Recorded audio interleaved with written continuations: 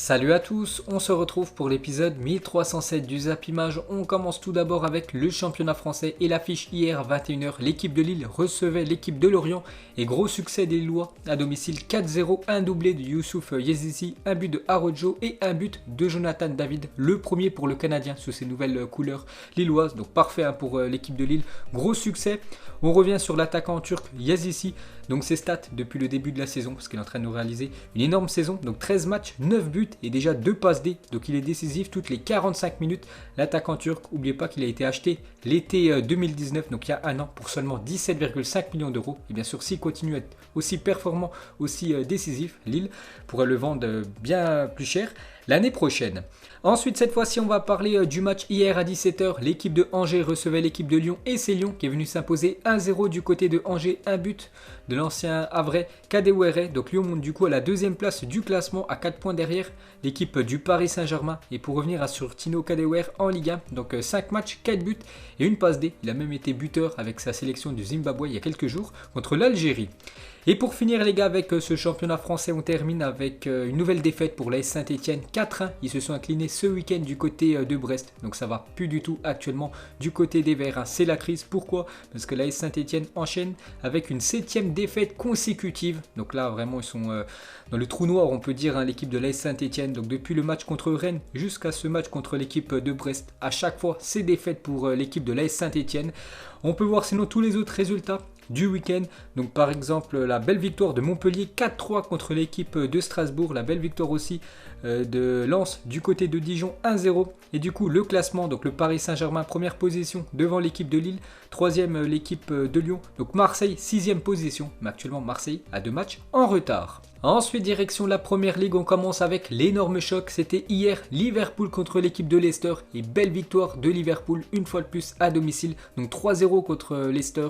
Donc un but de Diogo Jota, un but de Firmino et un but contre son camp. Donc Liverpool deuxième revient à égalité de points avec Tottenham premier. Donc parfait pour Liverpool une fois de plus. Ils ont fait un match à Anfield en Première Ligue sans défaite et Liverpool est désormais invaincu depuis 64 matchs à Anfield en championnat. Nouveau record pour le club parce qu'ils ont battu leur ancien record. Donc les Reds ont battu leur propre record, 63 matchs. C'est entre 1978 et 1980. Donc 63 matchs sans perdre à Anfield en championnat. Donc il n'y a plus qu'une équipe qui a fait mieux que la série actuelle de l'équipe de Liverpool. Donc la seule équipe qui a fait mieux, c'est l'équipe de Chelsea avec 86 matchs d'affilée sans défaite à domicile. Ensuite, on va parler d'un joueur porte-bonheur de cette équipe de Liverpool. C'est l'attaquant sénégalais Sadio Mané.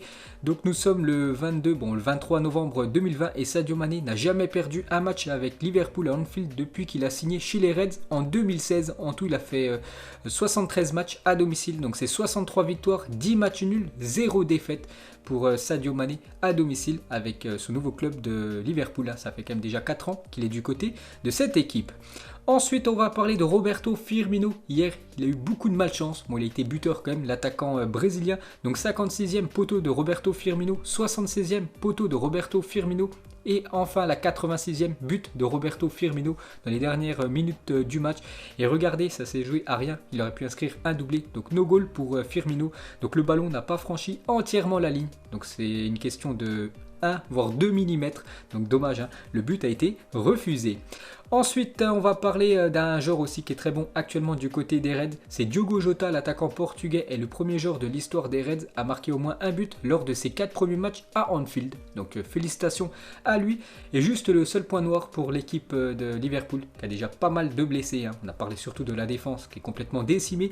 Donc cette fois-ci, c'est Naby Keita qui a subi une blessure aux ischio-jambiers. Donc voilà, il devrait être forfait pour les prochains matchs et surtout pour le match de Ligue des Champions après-demain. Ensuite, on va parler d'un autre choc. Tottenham recevait l'équipe de Manchester City et c'est les Spurs qui se sont imposés 2-0 contre l'équipe de City. Un but de Hugminson, comme d'habitude, le coréen, et un but de Lo Celso, hyper efficace. Tottenham l'emporte et s'empare provisoirement de la tête du championnat. Donc félicitations à cette équipe des Spurs. Donc on revient sur Hugminson, déjà qui a été élu meilleur joueur du mois d'octobre en Première Ligue et il continue à marquer avec son équipe de Tottenham. Donc cette saison c'est 14 matchs, donc toutes compétitions confondues. Déjà 11 buts et 5 passes D pour lui. On va parler de son collègue juste à côté. Harry Kane est beaucoup trop chaud cette saison, impliqué sur 16 buts en Première Ligue. Donc lui c'est 7 buts et 9 passes D. Actuellement c'est lui le meilleur passeur du championnat anglais, Harry Kane. On va parler du beau coup de poker de José Mourinho, qui a fait rentrer en jeu à la 65e minute Lo Celso, l'ancien parisien, et 34 secondes après, donc Lo Celso, buteur. Et Giovanni Lo Celso inscrit hier soir son premier but avec Tottenham en Première Ligue après 34 rencontres disputées. Enfin un but pour l'Argentin. Ensuite, pour continuer avec Tottenham, Manchester City, donc l'équipe des Spurs a été ultra efficace. Regardez les stats du match, quasiment 70% de possession pour l'équipe de City, seulement 30% pour l'équipe de Tottenham, seulement 3 tirs pour l'équipe de Tottenham, alors que l'équipe de City, 17 tirs à la fin du compte. C'est l'équipe de Tottenham qui s'est imposée 2-0.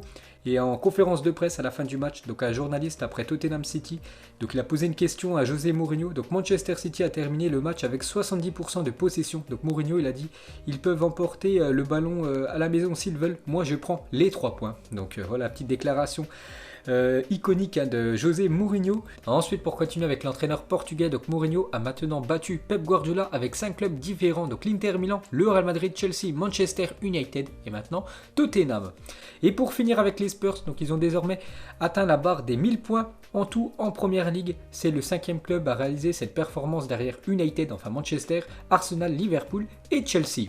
Ensuite, on continue avec cette équipe des Blues, donc Chelsea qui prépare très bien son déplacement demain du côté de Rennes pour ce match de Ligue des Champions, parce que Chelsea s'est imposé 2-0 du côté de Newcastle, donc un but contre son camp et un but de Abraham, donc parfait pour les Blues qui prennent les 3 points.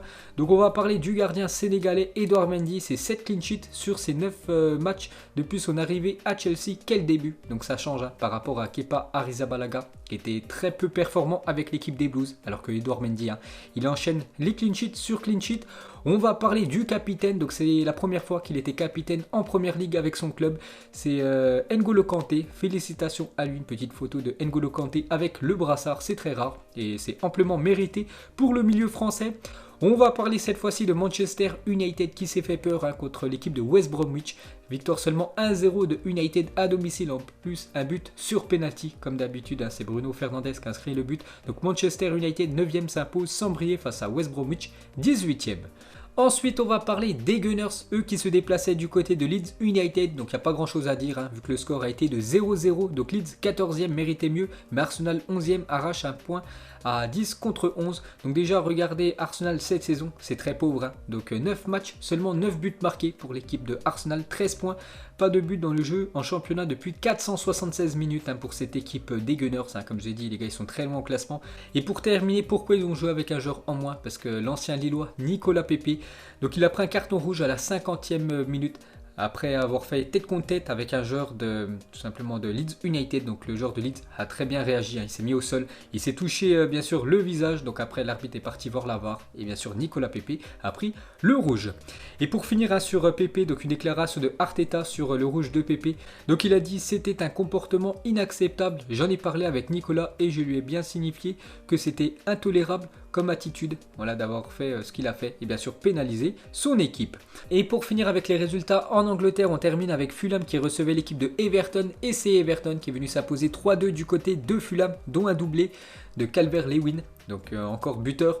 L'attaquant anglais, donc toute compétition confondue, c'est déjà 11 matchs, 13 buts en ce début de saison. Et actuellement, c'est lui le meilleur buteur du championnat anglais avec 10 buts. Donc il devance Hugminson, 9 buts pour le Coréen. Et pour finir sur cette rencontre, donc la classe de Richarlison qui a préféré ne pas échanger son maillot à la fin du match, mais plutôt l'offrir à un ouvrier qui travaillait au stade ce dimanche, au stade de Fulham. Donc très beau geste de l'attaquant brésilien. Et pour finir du coup avec ce championnat anglais, un petit coup d'œil au classement. Donc surprise parce que c'est l'équipe de Tottenham qui est en première position, c'est très rare. La dernière fois que Tottenham avait été en première position, donc leader de l'appel, ça remonte à 2014, donc il y a 6 ans. Donc deuxième Liverpool, bon ils ont le même nombre de points bien sûr Tottenham et Liverpool, troisième Chelsea, quatrième Leicester, on peut voir des équipes qui sont très loin comme Manchester United, 10e Arsenal, 11e ou même Manchester City, 13e actuellement de l'APL. Ensuite on quitte l'Angleterre, direction l'Espagne, on va parler aussi d'une équipe actuellement en crise, c'est l'équipe du FC Barcelone qui s'est inclinée 1-0 du côté de l'Atlético Madrid, c'était samedi soir, c'est Yannick Carrasco qui a inscrit l'unique but du match, donc cela faisait plus de 10 ans et demi que l'Atlético n'avait plus battu le Barça en Liga, c'est incroyable, ça faisait plus de 10 ans que le Barça à chaque fois faisait match nul ou gagnait souvent contre l'équipe de l'Atlético en championnat, donc la dernière défaite ça remontait au 14 février 2010, donc incroyable, l'Atlético a cassé cette mauvaise série, donc le Barça réalise son pire début de saison en Liga depuis 1991 parce que le Barça c'est pas ouf hein, ce début de saison. C'est seulement 3 victoires, 2 matchs nuls et déjà 3 défaites pour les Blaugrana. Donc pour continuer avec la situation très chaotique pour cette équipe du FC Barcelone, regardez ce graphique qui résume très bien la situation de cette équipe du Barça. Donc cette année, après 8 matchs, hein, donc 12e du classement. Donc l'année dernière, après 8 matchs, ils étaient 2e. Donc du coup, ils avaient terminé en 2e position à la fin du championnat. En 2018-2019, ils avaient terminé premier alors qu'ils étaient en 2e position après 8 matchs. Alors que cette année, on peut voir qu'ils sont très très loin. Donc ça va être une saison compliquée hein, bien sûr pour cette équipe espagnole. On continue avec la sortie complètement ratée quand même de Ter Stegen qui a fait une énorme boulette, le gardien allemand sur le but de Yannick Carrasco. On peut voir les unes des journaux espagnols, donc la une de Mundo Deportivo Rotos, donc en gros brisée, et la une de Journal Sport, c'est marqué c'est dommage, et on peut voir à chaque fois en une Gérard Piqué, le défenseur espagnol qui est sorti sur blessure. Donc regardez déjà comment il s'est fait sa blessure. Donc c'est l'attaquant, je crois, Correa, voilà, qui est tombé sur son genou. Donc grosse blessure hein, pour Gérard Piqué. Donc il souffre d'une entorse du ligament latéral interne et d'une blessure partielle au ligament croisé antérieur du genou droit. Donc le défenseur espagnol est forfait pour plusieurs mois. Et d'après les dernières infos, donc il pourrait être forfait entre 4 jusqu'à 6 mois d'indisponibilité hein, pour l'équipe du Barça, pour Gérard Piqué. Donc c'est un gros coup dur. Donc à l'heure actuelle, le FC Barcelone ne compte plus qu'un seul défenseur central disponible. C'est tout simplement le français Clément Lenglet. Et un autre coup dur hein, pour l'équipe du FC Barcelone. Un autre joueur aussi est blessé. Donc c'est le défenseur droit Sergi Roberto et c'est officiel, il est forfait pour 2 mois. Ensuite, l'Atlético Madrid n'a plus perdu le moindre match de Liga depuis le 1er février dernier. En tout, c'est une belle série hein, pour l'Atlético Madrid. 15 victoires et 9 matchs nuls pour l'équipe de Madrid. Donc Diego Simone n'a jamais battu le Barça en Liga en tant qu'entraîneur. En tout, c'était 17 matchs, donc 6 matchs nuls, 11 défaites. Et enfin, une victoire pour Diego Simone en championnat contre le FC Barcelone. On va parler de l'autre grosse équipe en Espagne, le Real Madrid, qui jouait du côté de Villarreal. Score final 1 partout entre ces deux équipes. Hein. Dommage parce que le Real Madrid a mené très tôt dans le match. Mariano Diaz a inscrit un but après seulement 2 minutes de jeu. Mais après, Gérard Moreno a égalisé sur penalty. Donc une déclaration de Zidane, il a dit: nous aurions mérité plus aujourd'hui par rapport au match que nous avons fait. Je suis un peu déçu compte tenu de l'effort fourni par les joueurs. Nous avons clairement perdu 2 points. Aujourd'hui du côté de Villarreal, on revient sur Mariano Diaz, est titulaire avec le Real Madrid. Et ça c'est très rare. Pour la première fois depuis mai 2019. Donc et pour l'occasion, l'ex-Lyonnais permet aux Madrilènes de mener 1-0 contre Villarreal. Donc première fois qu'il était titulaire depuis plus d'1 an et demi. Et premier but pour Diaz. Il a des belles stats quand même, Mariano Diaz, avec l'équipe du Real Madrid, bien sûr, quand Zidane le fait jouer. Donc il a marqué 11 buts en 22 frappes cadrées avec le Real Madrid, toutes compétitions confondues, inscrivant un but toutes les 90 minutes à peu près, l'attaquant merengue. Et pour finir avec le Real Madrid, regardez les 5 derniers buts encaissés par cette équipe madrilène. Donc sur les 5 derniers buts, c'est quand même 4 buts pris sur penalty et un but contre son camp. Et pour finir sur cette rencontre, on va parler côté Villarreal et depuis sa défaite contre le FC Barcelone. C'était lors de la première journée, hein, le Barça s'est imposé 4-0 contre l'équipe de Villarreal. Donc Villarreal n'a plus perdu et comptabilise 11 matchs sans défaite, toutes compétitions confondues. Donc depuis, c'est 8 victoires et 3 matchs nuls pour cette équipe de Villarreal.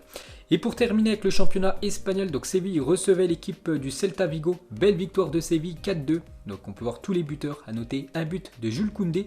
Et on peut voir aussi du coup le classement de ce championnat espagnol. La Real Sociedad en première position. Donc la Real Sociedad s'est imposée 1-0 du côté de Cadix. Donc la Real Sociedad a quand même 3 points d'avance sur l'équipe de l'Atlético Madrid. Mais Madrid a quand même 2 matchs en retard. Donc le Real Madrid 4e et bien sûr le Barça 12e du classement espagnol. Ensuite, direction l'Italie, on commence avec la Juventus qui recevait l'équipe de Cagliari et belle victoire de la Juventus 2-0 et un doublé de Cristiano Ronaldo, parfait pour lui, hein. Il inscrit ses 2 buts en première mi-temps. Donc Cristiano Ronaldo avec le maillot de la Juventus, toutes compétitions confondues, en tout c'est 95 matchs, 73 buts et 14 passes D. Et pour cette nouvelle saison, c'est seulement 5 matchs et déjà 8 buts et une passe D pour CR7. Ensuite, pour continuer avec lui, donc il ne veut pas quitter la Juventus. Donc Cristiano Ronaldo a pris une décision forte pour son avenir. Donc Fabio Paratici, le directeur sportif de la Juventus, il a dit: je peux vous rassurer à propos de l'avenir de Cristiano Ronaldo qui est ici à la Juventus. Nous ne prêtons pas beaucoup attention aux rumeurs de transfert parce que ces derniers jours on entendait une rumeur que voilà, la Juventus voulait lâcher Cristiano Ronaldo à cause de son énorme salaire, mais le directeur sportif de la Juventus a mis les choses au clair, hein. Il compte conserver CR7 pour les futures saisons, et on peut voir que cette info a été confirmée par son agent, Jorge Mendes, l'agent de Cristiano Ronaldo, qui confirme que l'ancienne vedette du Real Madrid a notamment pour objectif de remporter la Ligue des Champions avec la vieille dame. Donc il a dit Cristiano Ronaldo battra bien d'autres records avec la Juventus, et son objectif c'est de remporter la Ligue des Champions avec l'équipe de la Juventus. Donc d'après son agent et le directeur sportif de la Juventus, CR7 pourrait continuer encore pas mal de saisons du côté de l'Italie. Et pour finir avec Cristiano Ronaldo et ses collègues de la Juventus, donc comme chaque année, les joueurs de Serie A portent une marque rouge sur le visage en cette fin novembre en soutien à la lutte contre les violences faites aux femmes. C'est pour ça que tous les joueurs de Serie A ce week-end avaient une marque rouge sur le visage. On continue les gars avec les autres matchs. Donc il y avait d'énormes chocs hier. Naples recevait l'AC Milan et c'est l'AC Milan qui est venu prendre les 3 points du côté de Naples. Donc 3-1, un doublé de Zlatan Ibrahimovic, à 39 ans il ne s'arrête pas, l'attaquant suédois, et un but de Hodge. Donc l'AC Milan est actuellement leader du championnat italien. Donc le doublé pour Zlatan, c'est déjà son 10e but pour lui en 6 matchs de Serie A cette saison. C'est incroyable ce que réalise l'attaquant suédois. Donc Zlatan a marqué au moins un but lors de chacun de ses 8 derniers matchs de championnat. Félicitations à lui. Donc on va comparer ses stats la saison dernière, qui était plutôt pas mal déjà, et cette saison. Donc Zlatan avec le Milan AC en Serie A la saison dernière, donc il est arrivé en janvier 2020. Donc en tout il avait disputé 18 matchs, 10 buts et 5 passes D. Et Zlatan cette saison c'est 6 matchs et déjà 10 buts. Il a le même nombre de buts inscrits que l'année dernière, mais avec 3 fois moins de matchs disputés. Incroyable bien sûr, l'attaquant suédois. Et pour finir avec lui, juste le seul point noir, c'est qu'il est sorti sur blessure après avoir ressenti une gêne au genou. Ensuite on va parler de l'autre Milan, donc l'Inter Milan qui recevait l'équipe du Torino. Donc ils se sont fait peur, cette équipe de l'Inter, parce qu'ils perdaient 2-0 et l'Inter a su renverser le Torino 4-2 avec une prestation stratosphérique de Romelu Lukaku, auteur de 2 buts et 2 passes D pour l'attaquant belge. On peut voir ses stats en ce début de saison en Serie A, c'est 7 matchs, 7 buts pour l'attaquant de la Belgique. Ensuite, il y avait l'AS Roma qui recevait l'équipe de Parme. L'AS Roma s'est imposé 3-0, à noter le doublé de Mkhitaryan. On peut voir aussi que l'Atalanta Bergame s'est déplacé chez le promu, la Spezia. Score final 0-0. On peut voir du coup le classement de cette Serie A. L'AC Milan en première position avec 20 points devant l'équipe surprise, l'équipe de Sassuolo. La Juventus actuellement en 4e position. Et on termine ce tour d'Europe avec le championnat allemand. On commence avec la grosse victoire du Borussia Dortmund du côté du Hertha Berlin. 5-2 avec un joueur encore exceptionnel. Bien sûr maintenant on ne le présente plus à ce joueur vraiment qui va casser pas mal de records dans les années qui vont suivre. C'est Erling Haaland qui a inscrit un quadruplé, 4 buts pour lui. Pour Erling Haaland, il est incroyable comme cet attaquant qui a seulement 20 ans, donc 4 buts pour Haaland, donc grosse prestation de sa part. Donc à 20 ans avec Salzbourg, il a déjà fait 30 matchs, 30 buts, et avec l'équipe de Dortmund c'est 32 matchs, 29 buts, incroyable, il marque quasiment à tous les matchs, Erling Haaland. Et pour terminer sur cette rencontre, donc l'événement, âgé de 16 ans et 1 jour, Youssoufa Moukoko du Borussia Dortmund devient le plus jeune joueur à avoir disputé un match en Bundesliga. Moukoko bat le vieux record de Nuri Sahin d'exactement 11 mois. Donc félicitations à Youssoufa Moukoko, qu'on parle depuis pas mal d'années. Ça y est, il a disputé ses premières minutes avec l'équipe professionnelle du Borussia Dortmund, parce que voilà, vous ne pouvez pas jouer à 15 ans en première division allemande, c'est à partir de minimum 16 ans. Et il a eu 16 ans il y a quelques jours, donc à 16 ans et 1 jour, il devient le plus jeune joueur à avoir disputé un match du côté du championnat allemand. Donc il a joué seulement 5 minutes, donc on l'a pas trop vu, mais bien sûr, voilà, Lucien Favre va le faire jouer de plus en plus avec cette équipe du Borussia Dortmund. Donc félicitations à lui. On va parler cette fois-ci du Bayern qui recevait le Werder de Brême. Score final 1 partout. À noter que Kingsley Coman a été le buteur côté bavarois. Et pour finir avec le championnat allemand, donc le futur adversaire du Paris Saint-Germain demain, le RB Leipzig, a fait 1 partout du côté de Francfort. Donc on peut voir ce classement de cette Bundesliga. Le Bayern Munich 19 points devant le Borussia Dortmund 18 points et le Bayer Leverkusen en 3e position. Donc voilà les gars, la fin de ce long Zap Image. Donc si ça vous a plu, un petit like et on se retrouve demain pour le prochain épisode. Ciao à tous.